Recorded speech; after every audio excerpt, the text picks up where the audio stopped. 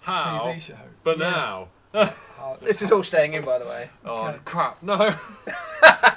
So, hi there, we're the Rebel Yells. I'm Dana. I'm Dave. This is AJ. This is Rick. This is Rick. And we are the Ghostbusters, but we're also a band called the Rebel Yells. So, what we wanted to do is put together a little video talking about how we came to be a band and all the things that we have gone through being a band, because we've just released this incredibly successful Hurricane EP, but I don't think many people really understand the story behind it. So this is what we wanted to share with everybody to appreciate exactly what we went through to put the bloody thing out. So it started in 2019 with me and AJ. Oh, we're filming. So, the beginning. I guess it must have been around April 2019. I was doing what most people do on a Friday evening, flicking through the Facebook page, and then I spotted a post by Denner, and it says, finally ready to be back in a band. Dan, dan, dan. Yeah. Finally. So I thought to myself, A, this is a little bit strange because I didn't even know he was in bands, and B, I didn't know that he was a killer guitar player either. Anyway, long story short, send the guy a message, say, hey Chris, how you doing, brother? Long time no see, no hear. We don't actually want any photos this time. No, you didn't need anything from me. What's this about you being ready for being back in a band? So I don't know why you didn't realise I never played in bands, but anyway. So I'd just come out of my previous band. We just like dropped an album on Spotify, and it was done. I was out. Had a load of songs I wanted to play, and it wasn't really doing anything for me. And then when AJ got in touch, I was like, yes, this is kind of my jam. We spoke backwards and forwards, and we instantly said, what's some inspiration? And we said Springsteen, Gaslight, but whatever it is, it's got to be that authentic kind of punk rock feel. AJ came around the house. It was just the two of us for the first couple of months, and I just played in the songs I had. We worked on the songs together, and instantly I think we both felt, yeah, this is pretty fucking awesome. Yeah, it was a really, really good, amazing connection. I'm so glad that we both swiped right, because it's really been a match made in heaven. So the next one to join our double was we became a menage a trois with DW joined. As if by magic. Right. I got asked to join from AJ, basically. I knew of Chris because he works opposite one of my best mates in town, and we knew he was a flashy photographer. And then AJ said, "Do you want to come along and have a jam?" Which I did. I've played with AJ we've been in bands for 25 years on and off. So yeah, just came along. Really loved what I heard, and thought, okay, let's start giving them some proper backing vocal magic on this, and that's what we did. And we also had someone... And drumming. Drummond, he tries his best. We also had someone called Tone join as well, who used to play with AJ in New Gen. And so the four of us started jamming these songs out, and we were a really tight little live unit. Once a week we'd rock up in the lockup, and we would just... That's a really good fucking name for a live album, isn't it? Rock up in the Rock Up lockup. Yeah, like fucking it. write that down. Like write that it. down. So we would slaps. just... It fucking slaps. Slaps. So we'd get together once a week, just rock them out, and it wasn't long before we had 4 or 5 songs, and we were like, right, let's go start a demo. So I think it was Jan 2020 we started recording. We did 5 days with a producer. We had 4 songs which we were working on, and then something happened in March 2020, didn't it? Yep. It sure did. Something And happened. it pretty much beeped everything up for Everybody. band or every singer-songwriter. And Same for us. so, Yeah, Just stopped. our project that had so much momentum and so much promise literally ground to a halt. I think we got to, obviously in the UK, I'm not sure about other countries, we had various lockdowns and things where you couldn't mingle. Unfortunately, in May 2020 we lost Tone, the bass player. He'd suffered an awful, catastrophic family tragedy, and he just wasn't able to continue. And you know, that's completely acrimonious from us. We miss him.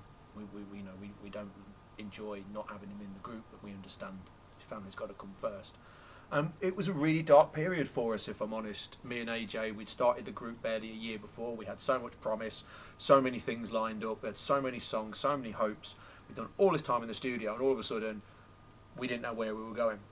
Didn't have a bass player. Dave was really poorly with COVID. We couldn't have access to the recordings that we'd already done. We just didn't know what was going to happen with the group. So what actually happened one day is AJ came around to my house and we actually sat in this garden here. FYI, it wasn't against the rules at the time because you could mix with one person outside, and AJ came around the back. Not the first time he's done that, by the way. So any of you fucking narcs out there want to get me to Priti Patel, fuck off. Anyway, so me and AJ were sat here talking about it. You like it, didn't you? Yeah, do one Priti Patel. Anyway, we're not a political band anyway. Yeah, she can slap. Slap. Anyway, back to the subject. So we were sat here and we just didn't know, did we? We were being quite blunt with each other. We were like, I don't know if we're a band, what's going to happen. And then I kind of had my guitar with me and I was like, look, I've got this song called Boundaries, which is a song about changing, evolving, being healthy and getting away from toxic things. That wasn't specifically written about COVID, but the chorus came together between me and AJ really quickly, which is today's the day, the comeback is on. And we both kind of looked at each other and we thought, yeah, there's really, really something here that we can work with really, really well. So we started evolving that. We were playing these songs, we were writing, instead of a live band anymore, we became like this acoustic band that we would practice with acoustics and we would be able to hear what everyone's singing, we'd be able to hear the harmonies. Dave came back into the fold, thankfully got a full bill of health. Dave came back in. But we still needed someone to play the four strings. So where did we go for that? Well, dun dun dun. Fuck. Hi, didn't see you there. Hi, I'm Rick. I was asked to join everybody else by my dearly beloved brother, AJ. Before we continue this story, I need to crack open a can of the hard stuff. Cheers. Actually, it's a nice little alcohol-free. So Chris said to me, "What are we going to do about the bass?" And just so happened that I knew the right man at the right time in the right place. With the right beard. With the right beard. And, the only downside to it is so dang good looking. It sort of took the edge off of me a little bit, which Lies, Liza Minnelli, lies. On a more serious note, Rick played with me and New Gen on the Rock and Roll or Die album. Then we had a personal family issue, and Rick stepped down. Rick's done several things in the past in between, and I knew that he was the right man for the job. So I called him up, said, "Rick, what are you up to? We've got a slot open in your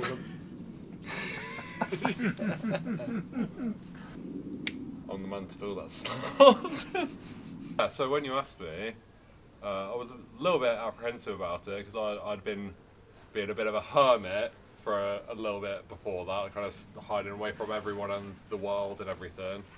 Then you sent me over some stuff, and just straight away I was like, "Oh man, this fucking slaps."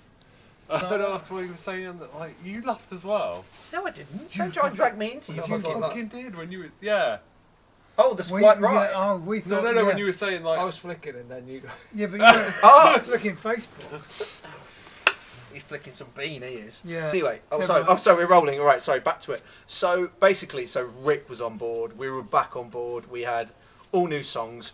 We were unable to finish with our original producer, unfortunately. So we sourced another producer, which, in hindsight, was a really positive step for the band. Much as the band had evolved from the first version of ourselves into version 2.0, so did the songs and so did the production. So we moved over to Abitus Studios with John Priestley, who is a bit of a rock star legend, used to play in The Damned. He's a, you know, semi-competent guy, you know, he tries his best. and to say that he was, you know, the fifth member of the group probably isn't a massive overstatement. So we started working with him. We were still in COVID restrictions, and this is more towards pushing towards the end of 2020, 2021. You had workplace restrictions where you could only work one or two at a time. So what we were forced to do is actually trust each other enough to have done our homework and all go in and mostly work in isolation, which is completely different to how we started the group, wasn't it? Where we all got together. It was a case of AJ would go and do this, Rick would go and do this, I'd go and do this. And even on certain days where we'd maybe booked a day out in the studio, it was particularly one Sunday, wasn't it? We were doing The Past is a Bullet, and it was supposed to be me, AJ and Dave. And AJ in the morning, did you have COVID? Yeah, AJ got COVID. You had COVID, so it was just me and Dave in the studio.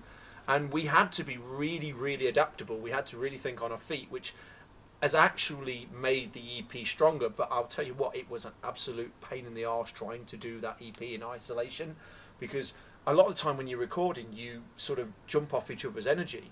And it was kind of hard when it was just like AJ by himself, or just me and Dave. Or Rick just laying down the bass. More often than not, it was one or two or three of us. But I don't think any of us were really all together, were we, for much of the sessions for it? No. Not until towards the end. And for that EP, we did Hurricane. Which was, funny enough, the first song we ever played together. First song. We did The Past is a Bullet, which was specifically written for that EP. The Wild Ones Never Die, which was specifically written for that EP. Check out the video. Check out the video. And Boundaries, which fucking slaps. Yeah, great song. Fucking slaps. Yeah. So that's how we were working. That's how we kind of put it together. It's one of these things as a group. It's very frustrating because once you've finished a project, you want to share it and you want to get it out almost immediately. But we weren't in that position to do that. It was frustrating for us because we had such high hopes and dreams and aspirations, particularly in mid-2019. Yeah. We were like, oh, by mid-2020 we'll be out the road, we'll be doing this, we'll get stuff out. And it all just ground to a halt and very, very nearly fell apart. So when we released this EP in, I think it was April 2022, really? So nearly 3 years after we started the group, I personally was at the end of my tether. I was just like, we have got to fucking put something out. Because I've been telling people I play in this shit hot band for years, and I am getting so sick of telling people that we're the fucking shit, you need to hear it. So it is so satisfying that we released the Hurricane EP, and as of today, which is sort of mid-July 2022, the EP's had over 55,000 plays, which is insane. We are so thankful to all you people in Toronto, in New York, in Texas, in Vienna, in Rome. Our Spotify analytics show us exactly where you are. Big love to the LE2 crew. You know, we have got some fans in our hometown. Yeah. But it's so satisfying for us. If we'd have released this EP, and to be honest, if it hadn't landed, and if no one had listened to it, I'll be honest, we probably definitely would have done the second EP. But we'd have severe reservations, I think, about a third, wouldn't we? And we certainly wouldn't be having the big plans that we're putting together for next year. So that's basically the story of Hurricane EP. It was real about adversity. And I think the Boundaries song really sums it up. I know I've said it before, but it's the chorus, like, today's the day the comeback is on. It was that defining moment where me and AJ were sat here and we were just like, look, is this a thing? Is it going to continue to be a thing? And then it just... It perfectly described everything that was... It was amalgamated to... It had... We'd put all this effort in, and it would have been such a shame to have not done anything with it, so... Yeah, and it's not wasted effort because we've got 2 more EPs coming out, then an album in January, and it's going to be... It's big. It's going to be really big. I think everyone's going to be really excited. Yeah, it's good stuff. The next EP, entitled Beautiful Midnight, is going to be out in early September. That's really shaped up beautifully. There's another 4 songs on that, which it's the Rebel Yell sound. It's exactly what people would expect. How would you describe the sound, AJ? Heartfelt, moving, soulful, energetic. And if you were to describe it in one word, Rick, how would you describe the sound? One word, you say? One word, Rick. One shot kill. It's going to have to be slaps. I think we all feel that the songwriting is evolving into a new way, particularly that we're all finding ways for each of us to do vocals, particularly these guys singing harmony is really exciting for us as songwriters and as musicians. So Dave, talk about your input, because Dave's had a massive input in this second EP. Yeah, well, I do a lot of harmonies and stuff. I like sticking my nose in and kind of getting involved with the nitty gritty of the mechanics of being in the studio and getting it right. I love it. The band's rock in the studio anyway. John's brilliant. He loves what he does with us. And I just think it's going to be really, really interesting for you guys to hear what we're all about. Here we go. 3. And Dusty Bin will be coming down the stairs. 3, 2, 1. What the fuck? And here, what's Dusty got for us tonight? Not mine or Rick's generation. Unfortunately, it's mine and Dave's. Yeah, it is. Yeah. No, it's funny. 3 years on, we're 100% totally different band than we started off. We were full on high energy, fast driven, hard punk rock and roll band with harmony vocals. And, Can't knock it, mate. No, absolutely not. I mean, it's my bag 100%. But with everything that had happened, who would have known that coming out for all of us, really coming out of our comfort zones. Dave helping me a lot with my vocal techniques. Chris developing really beautiful melodic licks on the guitar. Rick just being beautiful. And slapping. And slapping. Slapping everything that moves. As I say, Dave. Drumming tight as a duck's arse, by the way. As always. But it's funny how Thanks, coming John. out of our comfort zone, we've all landed on a new train, all heading in the same direction. Agreed. I think the interesting thing is we had to change. We were forced to change through COVID, and moving away from being the tight, heavy rock punk band we were live into just sitting down in living rooms and garages with acoustic guitars and just singing, changed the way that we approached the songwriting. Everything became really melodic. I know myself as a guitar player, I moved away from just playing the generic Sex Pistol power chords and trying to stay from that, and challenged myself into more melodic songwriting, which resonates and opens up these guys to a platform to start singing harmonies. It gives Rick so much freedom with his bass. I mean, he can just slap any old stuff on there, and he's just wafting it around, dropping it left, right, and centre. Are we still talking about your bass playing? I don't know what I'm talking about, but I think it's the point. I guess I'm trying to waffle is that It's a comfort zone thing and getting out of it, right? yeah, and that's we would probably, if COVID hadn't happened, we would never have made that conscious No change. way. I don't think we No might way. have done. We were writing songs. There's a song on the third EP called "Summer's Past and Gone," which we were kind of playing a little bit when we were a live band. But even when we were doing that as the live set, it felt like we were very much putting the handbrake on. Yeah. By allowing ourselves to slow down and think about what we're doing, it was so much more I find the songs have become so much more interesting. An example of that is the Beautiful Midnight song, which is going to be the single from the second EP. Like, you're gonna love it. Like, it's just slaps. Yeah, it slaps. It just slaps. So there you have it, guys. That is the story of the Hurricane EP. It was the little EP that could, against all expectations. I don't think we really ever saw a light at the end of the tunnel with that EP, did we? Every month it was another little job done, another little grind. It was a little bit, But now, looking at it with the way that it's landed and the fact that so many people are listening to it and enjoying it, it's 100% worth it. This is all about the progression of Rebel Yells, right? That's what we're all about, isn't it? We're Oh. moving up, and we want you guys to enjoy it. So we hope you do. So from me, AJ, my little bro Rick. From Dave, GW, from Chris, the Denner boy. Keep your ear out, keep your eyes open. We'll see you soon. Later. And it's going to slap. He stole your line, Rick.